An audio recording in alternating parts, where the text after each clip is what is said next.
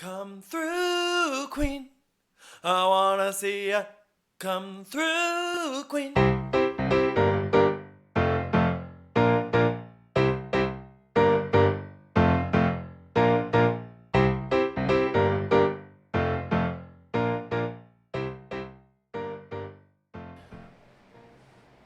Hi everyone, it's Brendan, and this is Come Through Queen.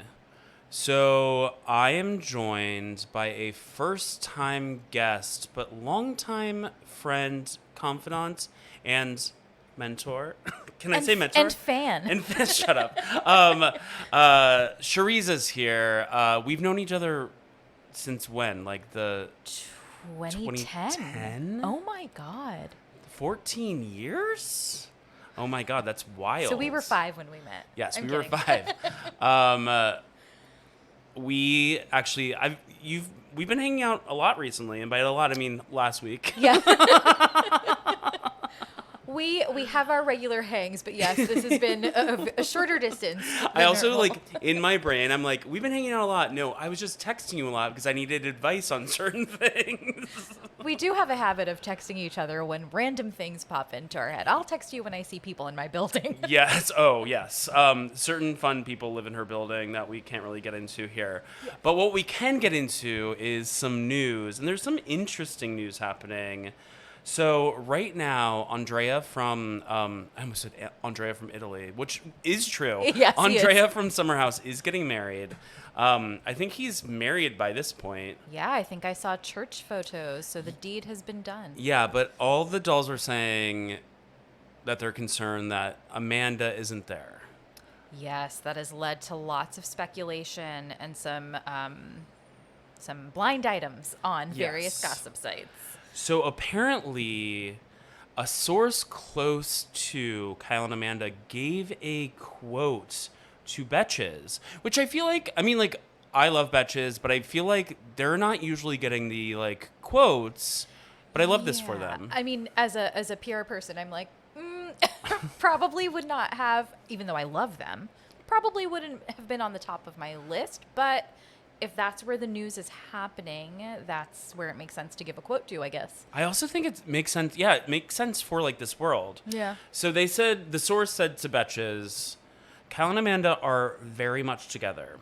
While Amanda was sadly not able to make it to Andrea's wedding, they have another destination wedding in Italy this summer. Okay, brag. Brag is me.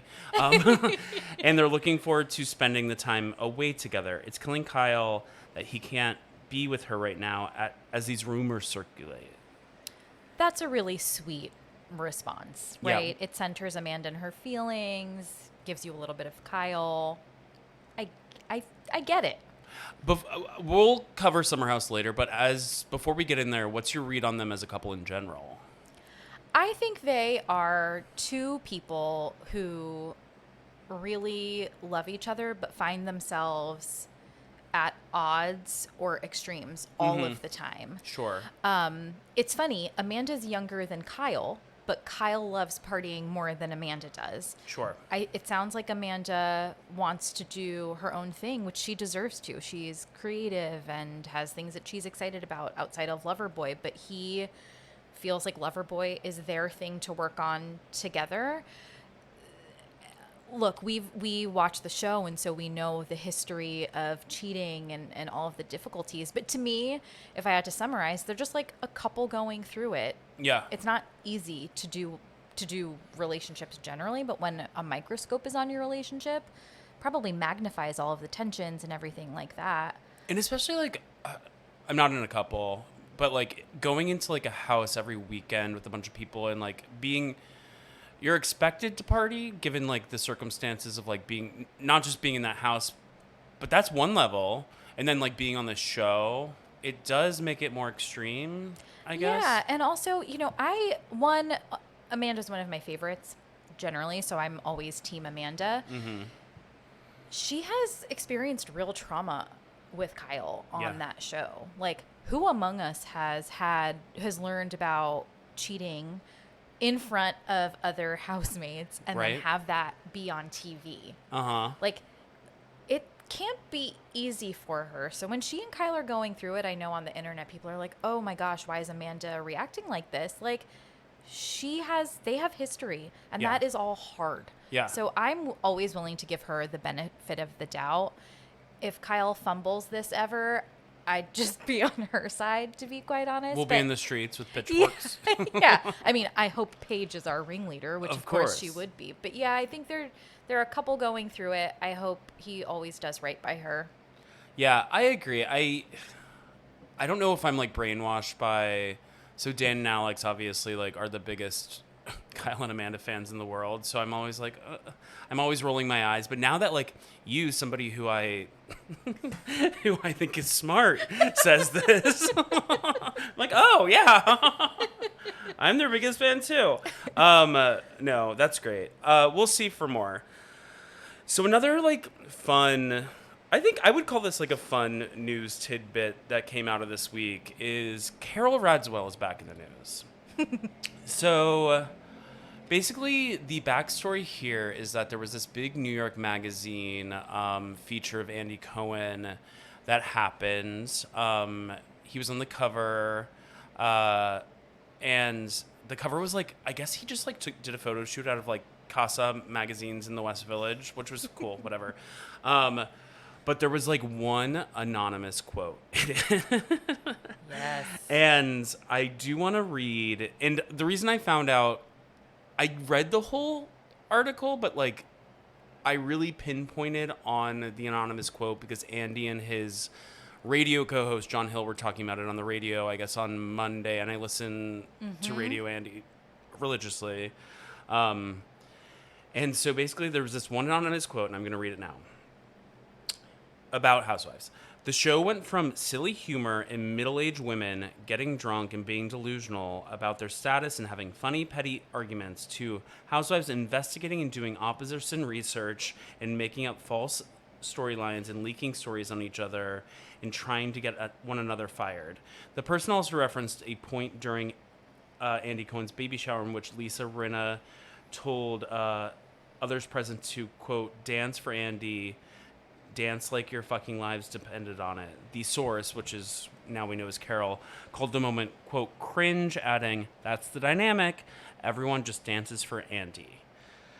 So then, after Andy talked about it on his radio show, somebody on Twitter pulled the clip and yada, yada, yada. And then Carol did come out and respond, and she tweeted, someone can make a truthful observation, and there's always one short-ish dude waiting to be offended. At this point, why would any normal person use their name? They're also vindictive, which I believe is the point of the quote, and confirmed by Andy's nasty response. And then the last part of it, I will say, Andy then, that was read to Andy on air, and he, like, thought it was funny. I mean, honestly, yeah. Why? Yes, vindictive. I get it. Her quote is true. The only edit I would make to her quote is she makes it sound like they were delusional and now it's another game. I think there's still delusion, Yeah. and the other game is being played. Yeah. If I were Andy, I think I would have laughed the whole thing off. I will say, reading this, like, actually experiencing this whole exchange, though, for me, I was like, I think Andy and Carol Radziwill will be friends again soon. I think you are absolutely right. They're two very media savvy and savvy people generally. The reason that they get at each other so much is probably because of that very reason. Yeah, and I mean, like, Andy wanted her so much because she was, like, this princess person. I don't know. I think it's just, like, it's a funny exchange, and it just makes me miss the good old days. Yeah, she brought weight to the show in the way that, like, Jenna Lyons brings weight to current Roni. Did right? you see the clip from, like, whenever Jenna Lyons did her, like, estate sale or whatever? Yes. And the two things that I wanted to mention was the Sunny Hostin of it all. Did you You see mean that? this woman? Yes. And then Carol was, like, randomly walking by and, like, filming on her own Instagram story. Oh. And I'm like, I want our housewives to be Carol, Jenna Lyons, and Sunny Hostin, and then build around them. Would 1,000% Yeah. watch that. Even though Sunny doesn't live in New York City, I think she just lives in Westchester. She was hosting the Puerto Rican Day Parade. Yeah, I loved it. It was great. love her. I was surprised that because the rest of the coverage is from like our local channel people, but like look at her, national media star doing the local coverage for the Puerto Rican Day Parade. I do think there's like, and this is a whole nother conversation, I think ABC especially likes to mix national and local a lot, especially with the New York channels. I like that, and that kind of makes sense because if you think about it, Sam Champion, who's now on the national stage, was just like the Channel 7 meteorologist. Well, no. So the thing about Sam Champion was he was GMA, then he went to Weather Channel, and then he came back, and now he's ABC 7. Oh. I think about this. I text people that I know in news all the time about this, about how him and somebody else. There's another queer. This is boring for everyone else. There's like another queer newscaster who was like on MSNBC. Then he went back local to Atlanta. You know who I'm talking about. You know that guy, the really handsome guy. This is boring for everyone, but We love media news here. We love media news and Bravo. yeah. So on that, and this all wraps back into a bow because Carol was on ABC News. She was. Yes. She was. And she's a princess. All sorts And of she's things. a princess. Do you want to run over and get to, I think we were referencing it already, but New Jersey. Yes. Okay, so how are you feeling in general? We were kind of talking when you walked in about it. I think, all of the coverage of Jersey for a while now has been what's next. I think we were talking about what's next last season. Mm-hmm. It's a stalwart of Housewives. It's been around for double-digit seasons. Teresa's obviously like such a figure on the show and in the Bravo space. I have really mixed feelings about the current season, probably for the same reasons everyone else does. It's not that fun to watch a cast that is so divided that people don't interact. It's why Potomac, which is one of my favorites, didn't really work this season. Yeah. I don't know. Teresa's never been my favorite, though I respect her as a person who helps drive the show.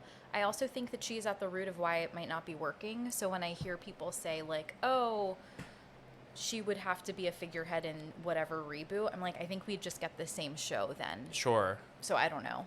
I like Rachel Fuda. I like Jen Fessler. Same. I like Dolores making fun of Polly? yeah, when he said, "Do you tink Do you I'm tink?" lying?" And then she said, "I don't think you're lying." That was hilarious. Shout out to our Irish fans. Yes. We actually chart pretty big in Ireland. Oh, I mean, Ireland is a strong country. Yeah. We love them. Yeah, I agree with all those points. I don't know where we would go from here, as far as a reboot, but we'll get there when we get there. As far as this week's episode, The sit down with the Fudas was interesting. yeah, but to me, that felt even classic Jersey in a way. Yeah. Just sitting down in a nondescript, some restaurant somewhere. some restaurant somewhere in a, wherever in Jersey. That is Jersey to me. Yeah. But to me, what turned me off is we used to do it back in the day with Caroline Manzo and Danielle Staub, matriarch to matriarch. Mm-hmm. Now we're doing The men. and as a cis man myself, I don't need to spend time with more of them on television. Yeah, they're just. I get that Louis has been a really big focal point for a while, but I'm just not that interested in seeing him and John Fuda at the table. I'd much rather see Teresa and Rachel hash it Yeah. out. The only thing I liked about that scene, and this is a thing that probably nothing will come of, I thought it was sweet that Teresa had a housewarming present for her brother. Yeah. I don't think that's going to change anything for them, but as a person with siblings, I can't imagine being estranged from my siblings. So that was a sweet moment and probably the only thing I thought was useful in that whole sit down. Agreed. Yeah. As a person with siblings myself, I'm like, I don't think I've ever been estranged. Like, we've had our fights, but it's not like... I when you look back at the history of why they're even fighting, it seems so sad. It has made for excellent TV. I will totally give them that. But I honestly think if they could just find their way back to each other and coexist somehow, maybe that could be a direction. Yeah. There's something about Jersey where all of the fights, you're all of a sudden down a weird rabbit hole where I can no longer understand where we originally started. You know? Agree. Even with the Fuda stuff. Like, I had to recall that Shareeza mentioned because John's ex mentioned that he was a drug dealer, and it just, like, it doesn't even, you have to map it out so carefully, and it just doesn't make a ton of sense. And now his, like, valet company is in the mix. Yeah, and, like, honestly, I don't care. Yeah. And then also, like, they're both weaponizing, like, an addict who is in prison, And dealing who with her own also stuff. seems to be, like, talking to Teresa. It's Yeah. all really, really bad. It's all really bad. I mean, I think what's interesting about this season is if I had to summarize it in like one or two sentences, it seems like everybody's mad about who is on their side versus who is not. Yeah. And that's, to me, a little exhausting. Yeah. Like, I love Margaret Josephs, and I love her loyalty, and I love how she, like, acts from a place of loyalty, but it's her being upset at Jackie. Then it's Rachel being mad at Jen Fessler. And then I assume it'll be Teresa being mad at Jen Aiden. And then, I mean, Melissa, honestly, is the only person who's, like, maybe mad at the least amount of people. Yeah. I wanted to go through, like, a couple of the scenes. Just speaking of Jackie, what's your take on the Jackie and Teresa alliance? I'm honestly where, who said it? I forget who was at the table at the puppy party and was like, am I in the Twilight Zone? Yeah. Like, it looks like they're about to start making out, they being Teresa and Jackie. I don't get it. And I've liked Jackie in the past, to be quite honest. I enjoy her. Because Jackie used to be like someone that, like, we would hang out with, probably.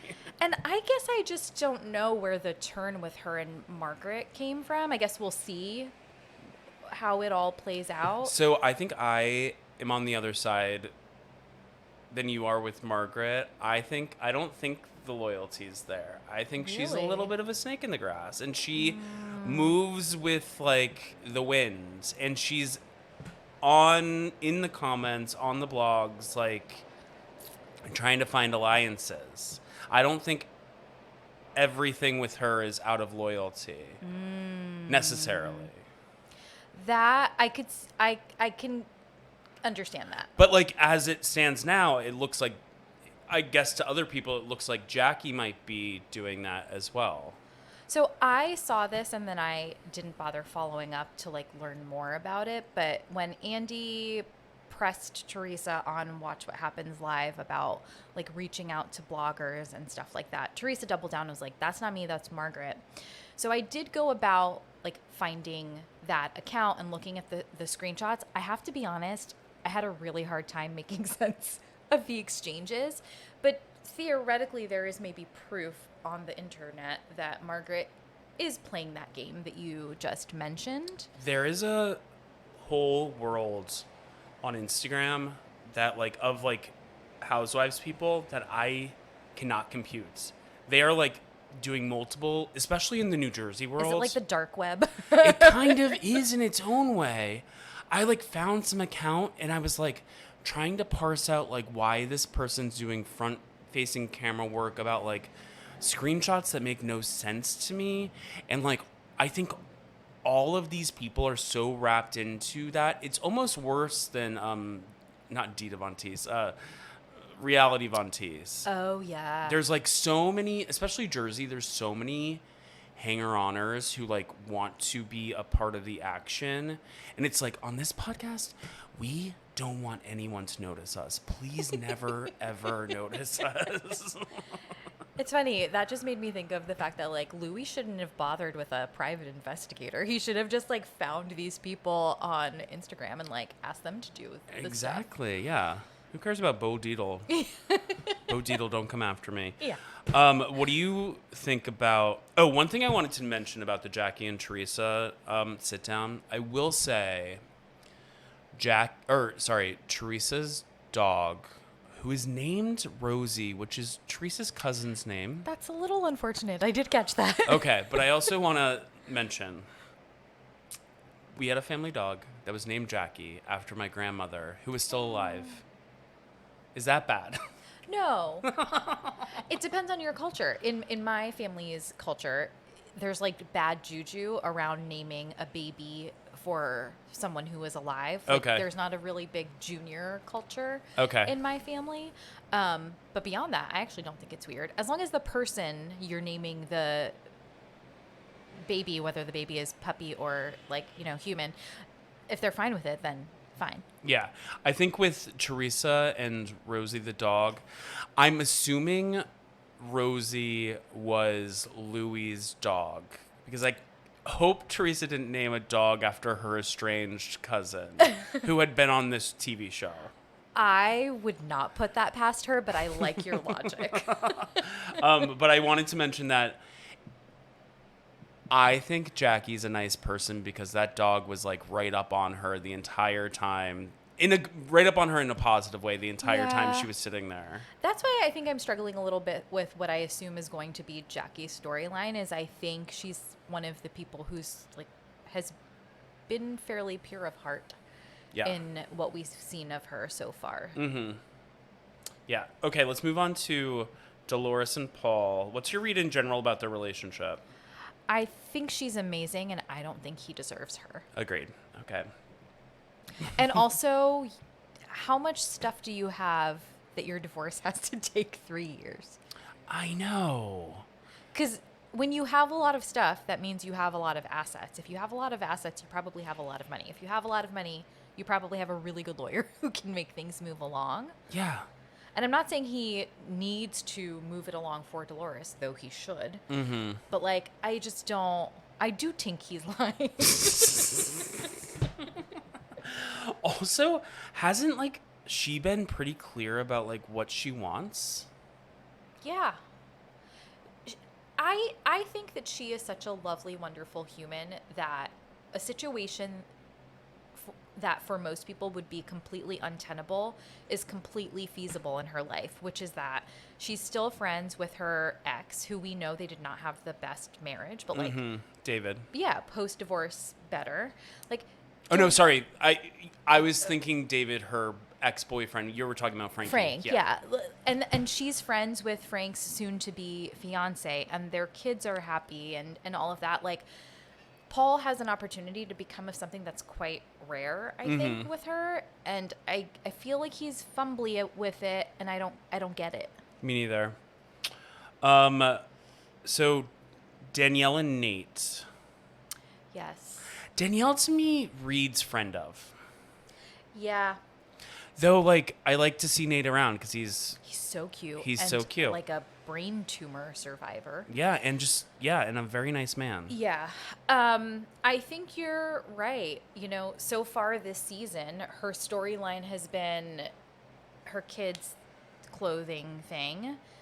And this is like where we're looping in Zia Melissa, because like Melissa's like mentoring her about this in some way. I don't know. She's sort of like friend of Teresa and Jen, and then friend of Rachel, sort of. There could be potential there. I guess I just haven't seen it. This is what, her second season? Yeah. Yeah, I want to like her because her energy is slightly like frantic. She reminds me of this girl I knew in college named Brittany, who was from Revere Beach outside of Boston. Lovely girl. She also reminds me of not one person I went to high school with, but a bunch of people I went to high school with. Well, because you grew up in... Fun fact, I went to high school in New Jersey, and Yeah. it was a really Italian town. And so she gives me vibes of a lot of the girls I went to high school with, which also means that, again, I could see a future for her. She doesn't have much of a storyline. Unless Yeah. something's to come. I don't know. I think you're right with friend of. Yeah, I mean, like, Melissa's sitting at that fashion show being like, well, like, my kids walked in New York Fashion Week. It's so important. I'm like, at this point, is it? No. Is anyone talking about fashion? Just kidding. I'm sure people are talking about Fashion Week, just not me. I was more interested in Melissa's, the family around Antonia's 18th birthday party than I was about anything that had to do with Danielle and Fashion Week. Yeah, agreed. The golf team was fun. Yes, Margaret crashing into things was hilarious. I say that as a person without a driver's license, though, so no judgment. No, I mean, I say that as somebody who once, when I was a kid, my dad lived on a golf course, and I crashed a golf cart into a tree, and the axle fell off. And instead of my dad admitting to the golf club that he lived on it and also was a member of, instead of him admitting, oh, my son had an accident, he stomped right up to that golf course or golf whatever club and said, I cannot believe you put my son in danger with your faulty golf cart. Look at your dad with lawyer moves. I think he was just like an Aries. I'm married to an Aries. My mom is an Aries. My sister-in-law is an Aries. And my husband is an Aries. Yeah, both my parents were Aries. And also I can tell that story now because he's RIP, so like who cares? Happy Father's Day. It is coming up. It's I true. know.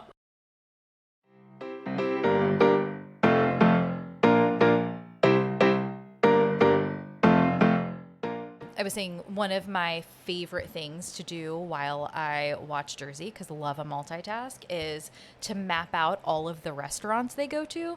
I even Googled where their shore houses were because I was just so curious how far they were going between Melissa and Joey's house and like the Fuda's house. They are driving for quite some time.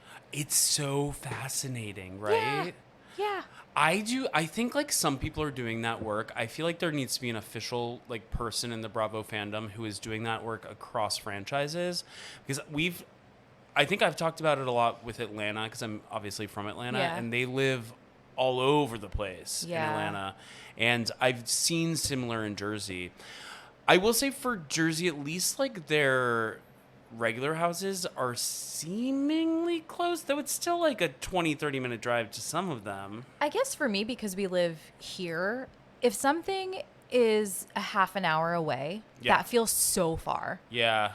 And for them to have to get in cars and drive to places, and then they drink, and I question drunk driving. Right. Like, it's just far. Like, I think Dolores in Paul's apartment or townhouse, he lives like in Fort Lee or somewhere at the Yeah, tippy he lives top. in Fort Lee, yeah. And then Teresa lives in Montville. I don't think those two things are close to each other. But again, I just spend a lot of time on my Google Maps just being like, where do they live? Yeah, and then like Melissa's store Envy was in Montclair, now it's in Ridgewood. All places I've been. It's just so interesting. Yeah. I mean, Jersey's a relatively big state. It's not small. Yeah. Real Housewives of Connecticut, if it ever existed, would be great because it's a teeny tiny state and you could just get through lots of it really quickly. Jersey's like sprawling. I know. Though, growing up, whenever I had to drive through Connecticut, it always felt like the longest. The way the highways go through that state are weirdly, it feels like a long way.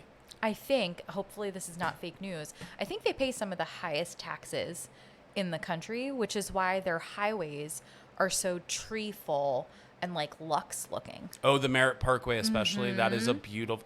If you want highways, go... Go there. I mean, Martha Stewart lives there. Of course the highways are of gorgeous. course, it's gorgeous.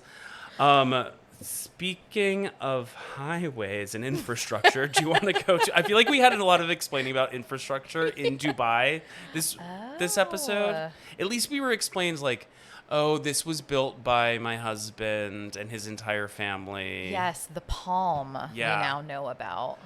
Which I had seen that. I didn't know it was called the Palm. And now it makes sense. I was just like, why did they build it like that before I had known the name? I feel like Real Housewives of Dubai teaches me so much about this place that to me, much like you, like, yeah, I saw a picture of the palm thing. Yeah. Thought, why did we make that as humans? Like, seems like probably a bad idea to Yeah. do on sand. But like now we know what the inside of one probably very, very expensive building looks like. Yeah. Yeah, it's like, I don't know. If Dubai to me is like if people lived in Disney World and all of a sudden I learned about it. Yeah. I know it's a real country. I don't mean to diminish that, but the way that you experience it through the women, it's just this like fantasy land. Yeah, and so to back it up a little bit, you just did your Dubai like little scholarship to come here. Yes, So you've I got did. new thoughts. I've got new thoughts, although I feel like I know at least two of the cast members. One, I felt like I had knowledge of Ayan because of her cousin Uba, and I am a Real Housewives of New York devotee. Sure. Yeah. And then Sarah Almadani, I know her more as like Instagram, like spiritual influencer content. Like every brown girl who's going through it will post little clips of Sarah Almadani reminding them of their worth. That is so interesting to me, and I would love to hear like what you view with her, especially like what you see on Instagram versus what you see on a less controlled platform, aka this show she's on Bravo.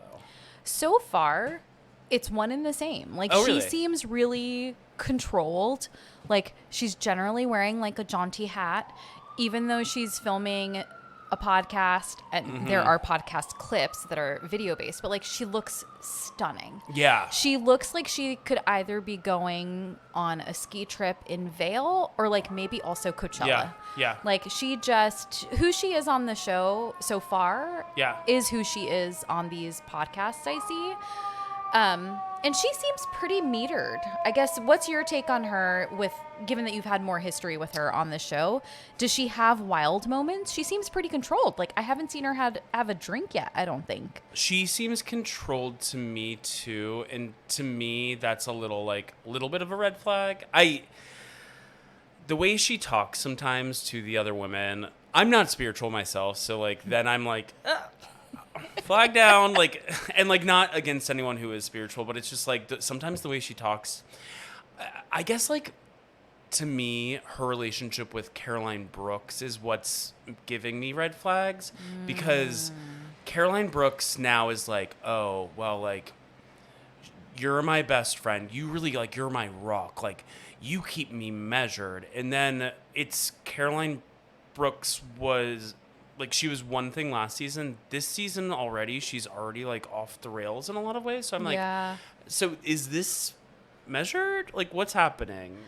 I wonder, and I hope that this is not the case, and I guess I'll learn more, because I like the show enough. I feel entertained that I will continue watching.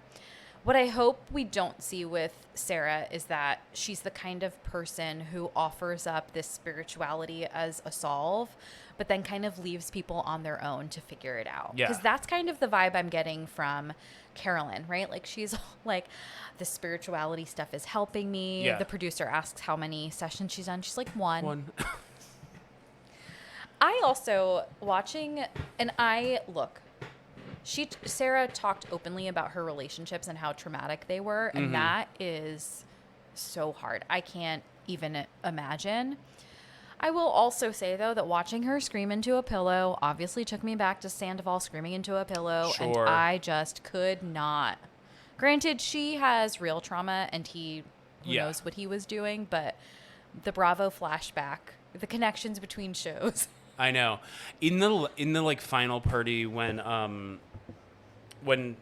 like they're trying to set her up with that like guy, I'm like, oh, he's like cute enough, but she's obviously like not into it. So she's like trying to like use Sergio as like a little shield. Yeah.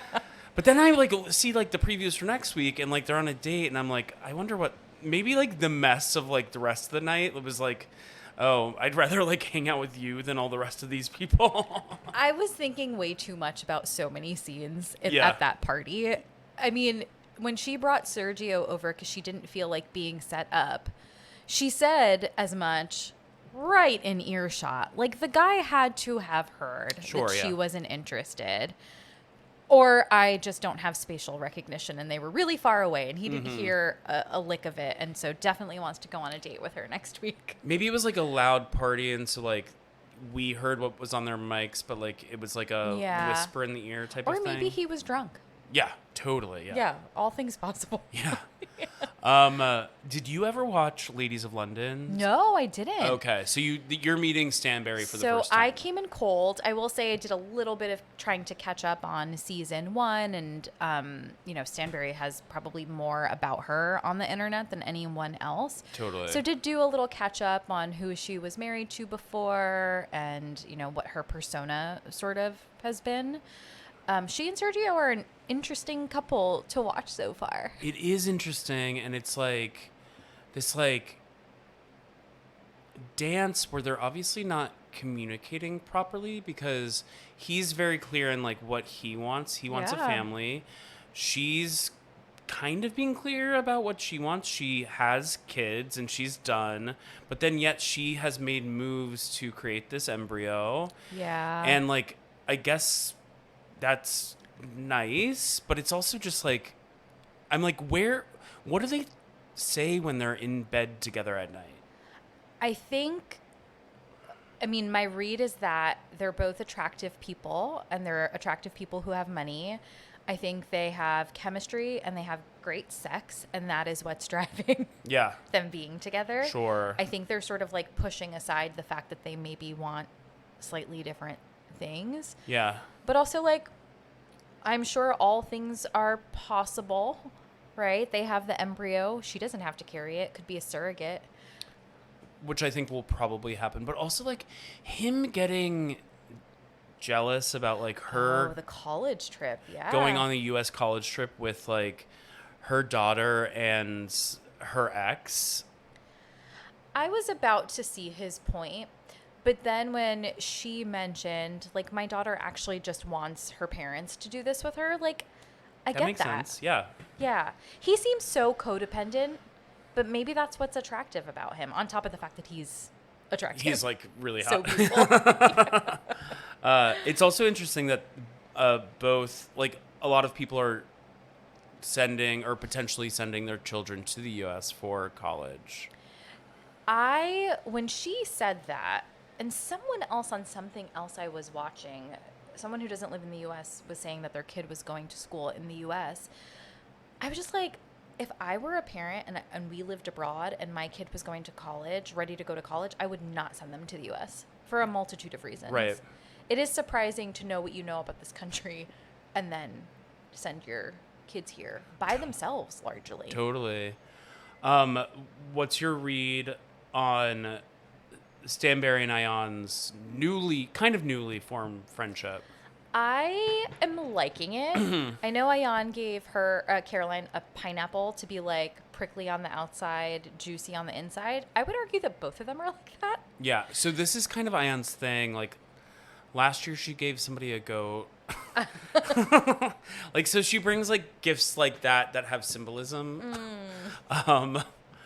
I forgot what the goat meant, but it was important. I hope no one cooked the goat. It is interesting because the, like, I guess, like, three-way relationship between Ion, Stanberry, and Lisa is, like, kind of brand new. Yeah, and from what we've seen in all of the previews, it seems like that ends up not going very well. I think Lisa ends up turning against Ion and Stanberry, who still seem to be good. Yeah. And it's just, like, just dynamics on, like, a show like this. Like, Stanberry came in as the known person. Mm-hmm. Ion quickly became the other star. Yeah. Probably a bigger star in a lot of ways to new people to the show. Yeah. And then, like, Lisa was, like, kind of third, but she also was, like, incredible.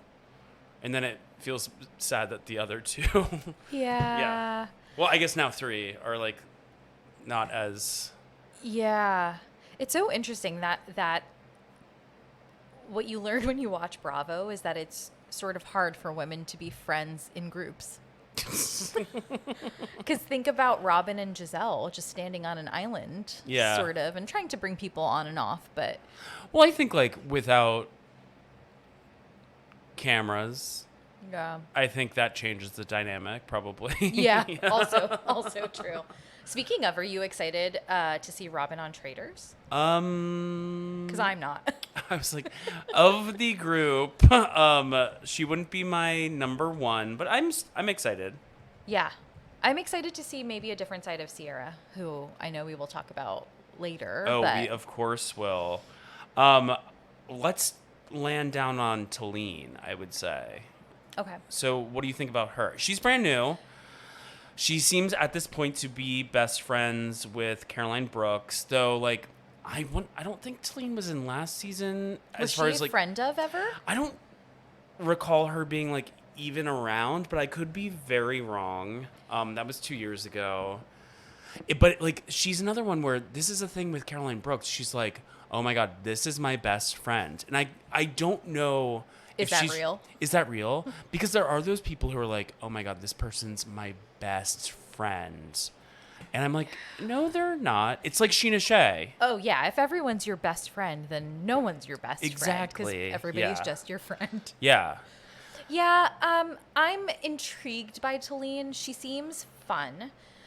She seems like she likes to party. She can laugh at herself. I appreciated that. Her husband's hot. Her husband's hot. They have cute kids. Is her husband from Texas? I think they both went to school in Texas, but I think his family is from the Emirates.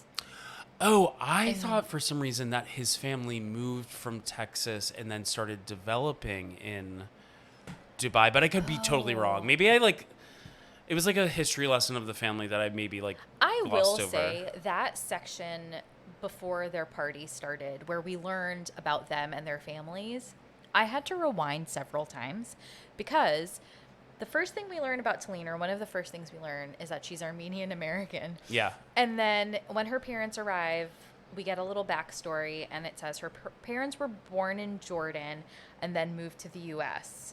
And then I'm like, okay, well, they're Armenian and then they moved to Jordan and then they moved to the U.S., but you don't consider I wanted her to come back and confirm for me. Like connect the dots. Yeah. Sure. But yeah, I don't know. They mentioned Texas and I can't recall. Yeah, I thought about when Sarah was in like the Palms area and she was talking about how it was like she would never live there because it's like expats. And so like, I don't know. Yeah. I don't know either. I have to go rewatch. Yeah, so we have this like party that's at their house, which seems like a fun party. There's sushi there. They're doing too many shots though. So many shots. Also, we heard the word vagina hole so many times. Yeah. One, never really heard it phrased that way before, but two, the repetition was really like, whoo. Yeah, I also think I think Ion kind of got down to like the real root, because I think Brooks was getting offended by something Stanberry said, but I think it's like somebody who's watched Ladies of London and like just like Stanberry has that like annoying British sense of humor that's like a little too dry and a little too like will point out like something. It's very Lisa Vanderpump. Yeah, it's a little too biting. And like it's like somebody who will be like, oh, you showed my husband your Vagina I guess hole. vagina hole. Yes, that is what it is called now. But that's like classic, like what somebody of their stature would say. Yeah. And so I think like Brooks was getting too drunk and getting too offended by it. And then I will say like they were wondering, like, Stanbury walked away, and it was like, how long do you want to talk to somebody who just, like, you can't get your point across to them? Yeah, there is a point at which arguing with a person who's inebriated when you're not just doesn't have, there's diminishing returns. Sure. And also the fact that Talene is already over it, it just kind of made Caroline look like she was building it up and not letting it go for reasons unknown. It just like wasn't fun to watch by that point. Yeah. And you kind of saw that because Talene also said, she got up, she said, check please. She can't just sit there. It's her party. She needs to like go back and host. Totally. Yeah, that was a weird scene. It'll be interesting to see where they move forward from here because Caroline seemed really over it and Brooks seemed not over it. Mm-hmm. We shall see. And on that, we'll move over to Summer House next. Amazing. Okay, so we're back with Summer House. Whew. We did it. Well, okay, so we watched Summer House together. We also had some pizza, which was actually pretty good. It was really good. Excellent choice on the toppings. Thank you. Where do you want to start? Actually, I think we should start with the West and Sierra of it all because I do think on this very podcast last week, certain people did not agree with what me and our former guest, P, said. Yeah. Which we kind of were like, oh, it's like they broke up and that's fine. But then the internet kind of went wild about West and Sierra over this past week. Yeah, I mean, he went from being the New York Times #1 guy to like having to turn his comments off. Like he had a post about his dodgeball or his kickball team, and very quickly the Bravo fans took it over. Yeah. And look, I love Sierra. Paige, Amanda, Sierra are my like trifecta. Sure. I love them. I love their loyalty. I love their bed rot. I love everything about them. Yeah. I feel like what happened with Sierra and West is like what has happened to many of us when we're dating. You meet someone, there's an imbalance in how people are feeling, and you part ways, and there's probably bad feelings on the end of the person who wanted more. The thing that I think we can hold against West is that vein of the show stuff. Yeah. Agreed. Everything before that, I was sort of like, this is normal relationship dating stuff. Who amongst us hasn't been on one or both ends of that at any given time? The fact that he put it on the show, though, is a little weird to me because that's just, that's like a weird place for accountability. Yeah. I still don't think he's a bad guy. Yeah, I think like what it came down to, and you're exactly right, like at the end of that segment, which was the very first segment in this part of the reunion, Sierra was feeling bad about West like being on the verge of tears, and Paige said something along the lines of like who cares, like he cares more about what he looks like on the show, which like I think to an extent is probably true. Yeah. Yeah. I think that's right. And also we have to remember this is his first season.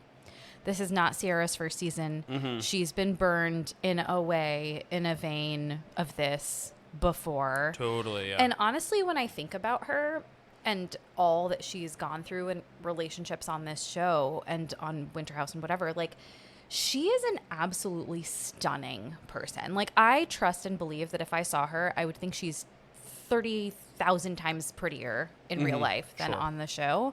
She's also like a very smart and funny and interesting person. I bet a lot of the people who approach her treat her like she's just a pretty face. And when she says she's guarded, that takes me to, why are you so guarded? And I have to imagine that there's a lot of reasons beyond West, beyond Austin, why she brings that type of approach to relationships. I actually don't think it's just that Austin and West burned her. Right. And I think deeper. that's probably a lot of the reason that a lot of folks in like the fan world care about her is because I guess with West, like, this was one of the times that she opened up. Yeah. But that's what you do in relationships. Yeah. Yeah. And not all of us experience relationships on television like this. So Exactly, with a microscope and 30,000 or many more thousands of fans or haters. I think it'll just be interesting to see where we go from here, especially with the two of them. I don't think they're going to get back together, but I do think we'll enter Summer House next season, or I guess like in A few weeks for July 4th. like 3 weeks, and Yeah. I think they'll find a way. If I were to predict, I think it'll be them finding a way to be in the same house, and then inevitably, one of them will have a paramour, and the other will react. And I'm willing to bet that West will be the one, and we'll be seeing Sierra feel what that is like. Yeah, I agree. The next thing that we really went through was the Amanda Kyle situation, and kind of there was like first the revelation that Kyle claims that he only wanted to move to the suburbs once they had kids of a certain age, which to me feels like a lot of city people I know. Yeah. And I think even Paige was like, me using Paige as a barometer here is funny. In every She is the situation. voice of reason. But I think that was interesting, but also just like Amanda being like, well, we didn't quite talk about it that way. I can imagine that being in a relationship with Kyle is being in a relationship where the goalpost is always moving. Mm-hmm. Like pre-marriage, they must have had a conversation, and maybe they discussed like, oh, when she's pregnant, they would move to the burbs. And he's like, oh, I'm not ready yet. So now it's like when the child is a toddler. Oh, I'm not ready yet. It's like a toddler who can be on a tricycle. And that I imagine maybe that's where their frustration comes from. Who knows? But like his logic is not unsolid either. Yeah. It's also like, God, I don't want to be a Kyle defender, but it's also, they've had a lot of life changes as far as like his business and like what is bringing the money in since they probably had those first conversations. So those goalposts naturally change. Yeah, I also don't want to be a Kyle defender, but I almost wonder if he just did not know how to articulate his response to her wanting to move to the suburbs or change careers or anything like that in the moment.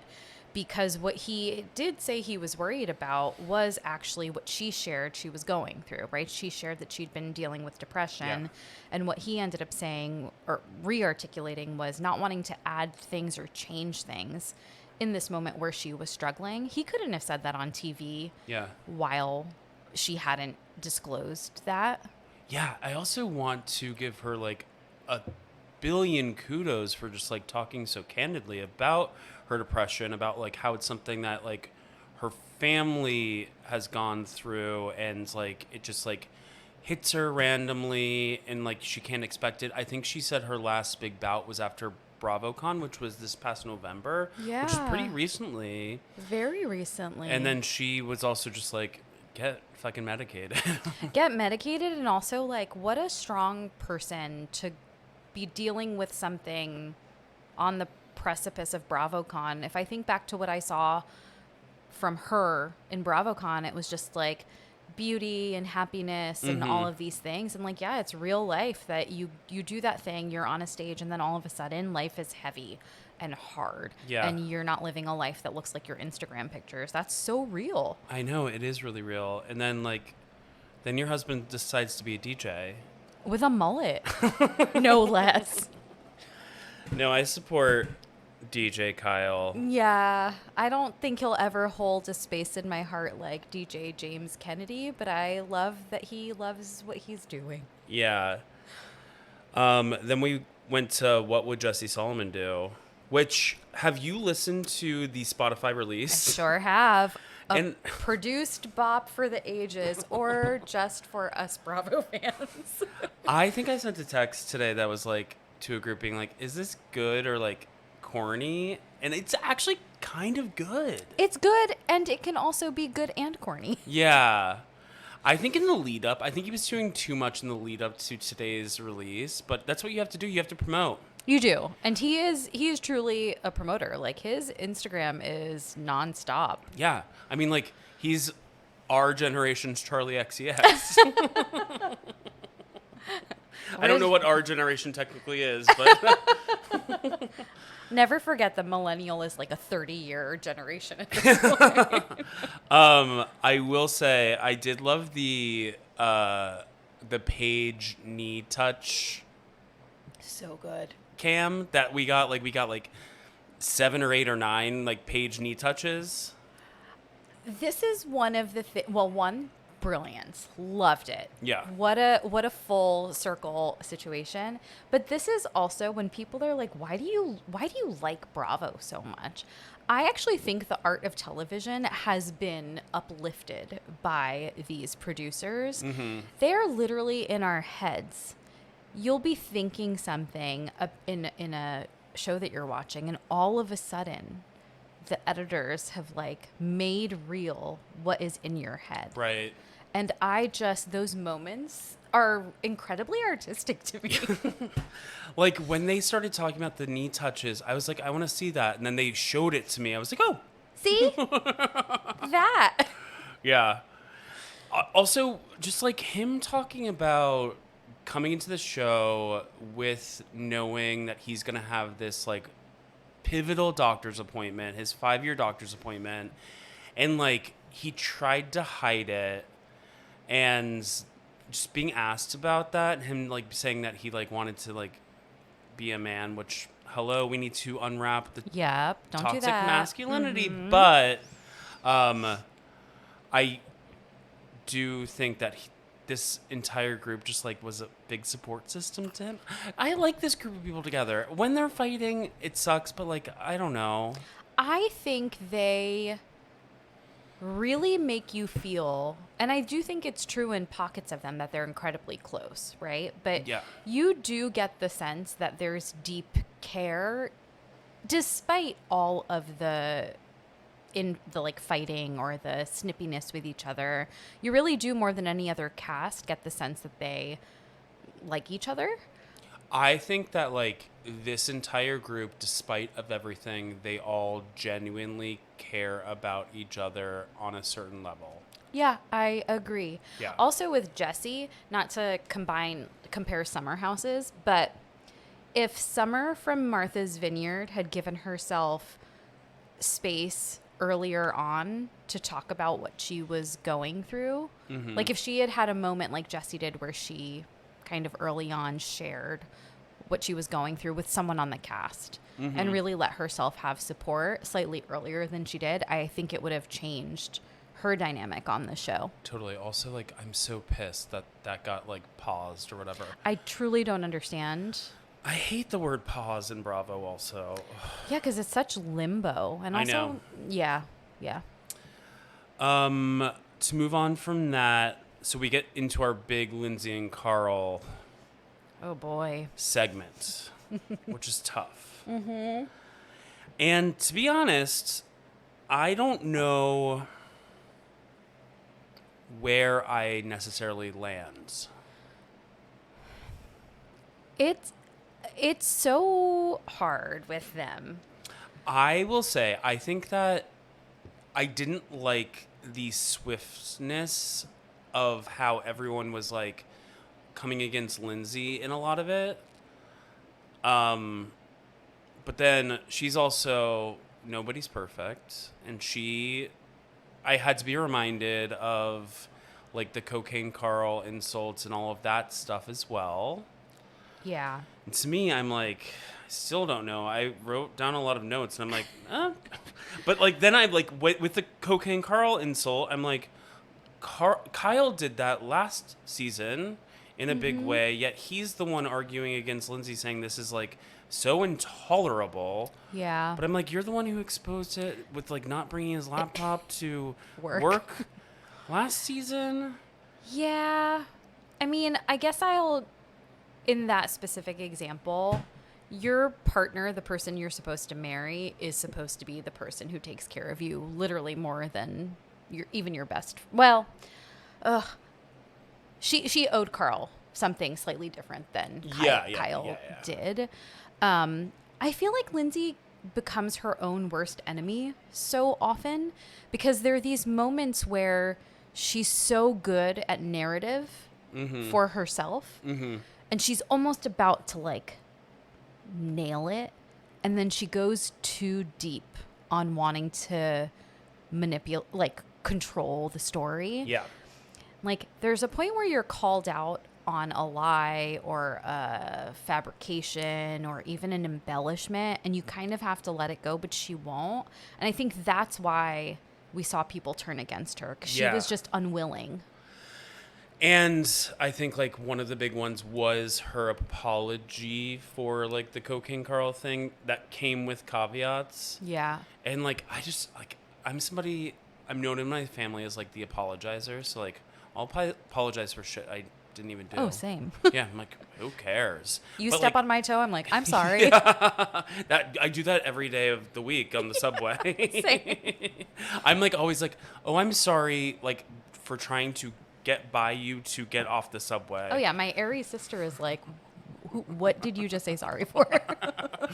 Oh my God, catch me at the New York Liberty game trying to like pass people like in the bleachers being like, oh, I'm so sorry. I'm so sorry. Oh, I apologize. My apologies. No, so yeah, it's just like that's why I don't get, that's probably why I'm not a Bravo star because I think the whole having cameras watch you for unlimited amounts of time also a reason. But yeah, but I mean like the fact that she had like that caveat with apologizing about that specific thing, Yeah. which was really bad. yeah. I was a little disappointed that we didn't talk about Lindsay staring at the camera during her bridal shower and during that episode. Oh my God, it's all I've been thinking about for days on end. Like, why did we not? Why? We should have talked about that. To that point, though, what did you think about, because this was a part of the reunion as well, like him going to hang out with his mom and his stepdad to talk about Lindsay? I think there were moments where she was not at the reunion in previous episodes where she was discussing how he like runs to his parents, or how she maybe talks too much to his parents about relationship stuff and how she would never do that. I tried, or what came to mind for me when she said that was like, Carl's mom lost a son. Yeah. Her son, who is still with her, is an addict and is in recovery. They probably were already close before that, but who wouldn't hold their children closer, or who wouldn't hold their mom closer after losing a sibling? So was he maybe wrong? I don't know, but I don't begrudge him closeness with his mom or sharing that. I know Carl has a lot of friends because we saw all the groomsmen, but like, who could he really go to talk about Lindsay relationship stuff at that point in the season? Yes, I agree with all of that.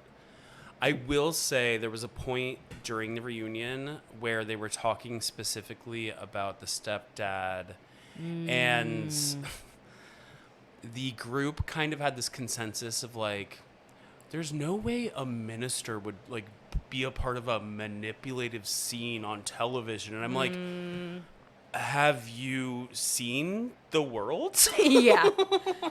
Yeah. Like, no offense, but like, have you seen allegedly Joel Osteen? Every priest I grew up with, like, Yeah, religion is actually a really great tool for manipulation. It's like, read some, I don't know, Karl Marx, guys. yeah, no, but it did seem at that like one point, like the entire group was like, there's no way a minister would like stoop that low. Like, What I thought was funny was in that moment, Lindsay said something like, barely know him, or something like that. And it's like, but you definitely know him. right. Interesting. I just don't think it's so complicated for me, this entire thing. But It I is did hard. I did like when we got to talk about the money. Yes, insight into what these brand deals look like for them. And we landed on the show that basically Carl and Lindsay were making almost the same for doing the same job. I think Lindsay was making. Paige was like, oh, like $30,000 or $40,000 more is a lot. And I'm like, actually, yeah, that's for most of us. Dear Paige, that is some people's entire salaries. Yeah. Like, wow, how far you've gone. I'm like, help. Yeah.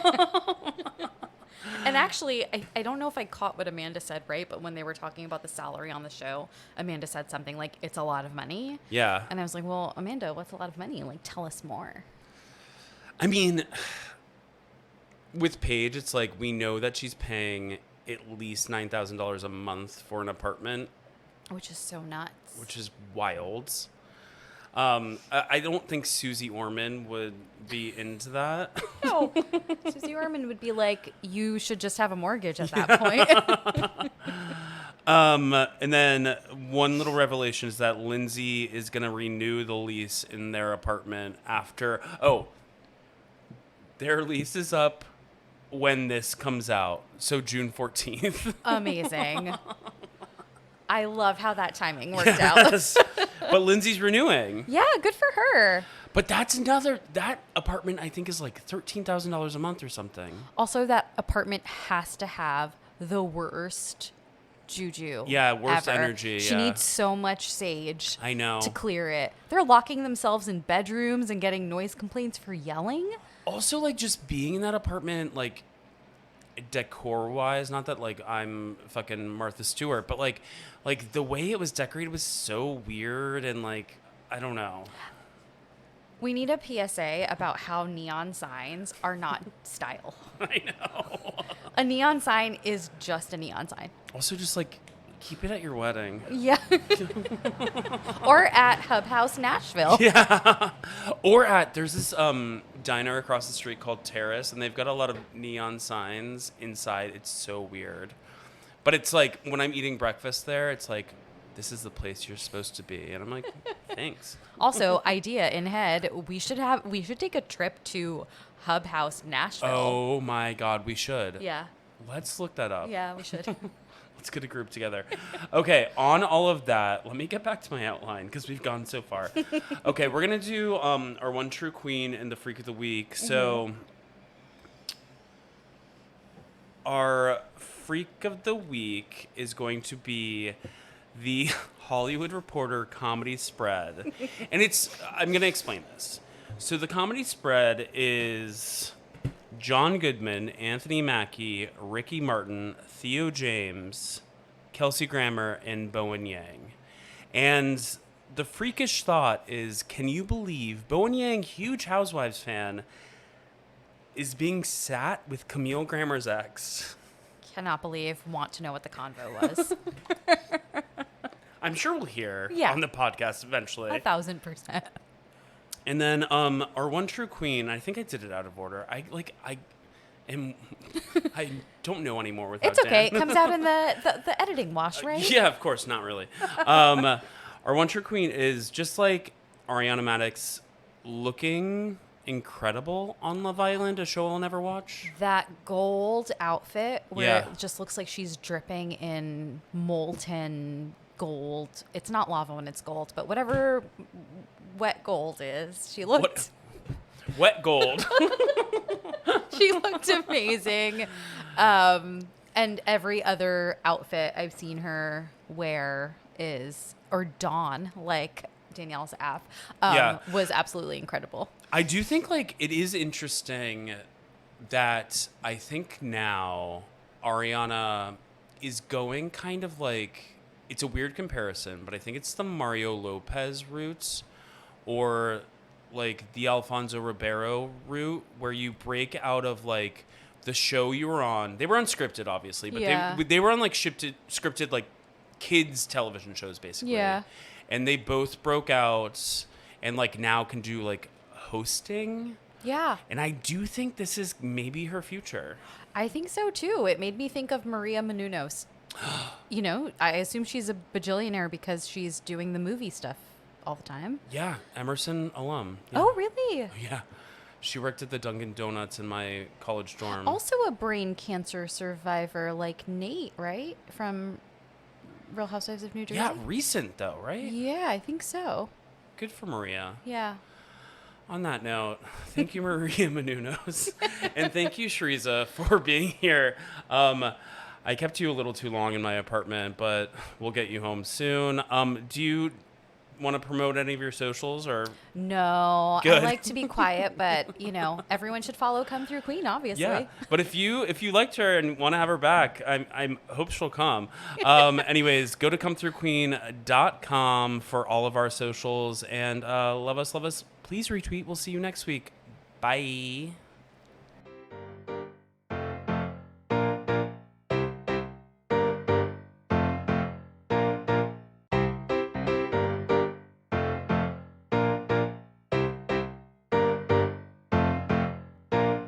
I wanna see ya come through, Queen.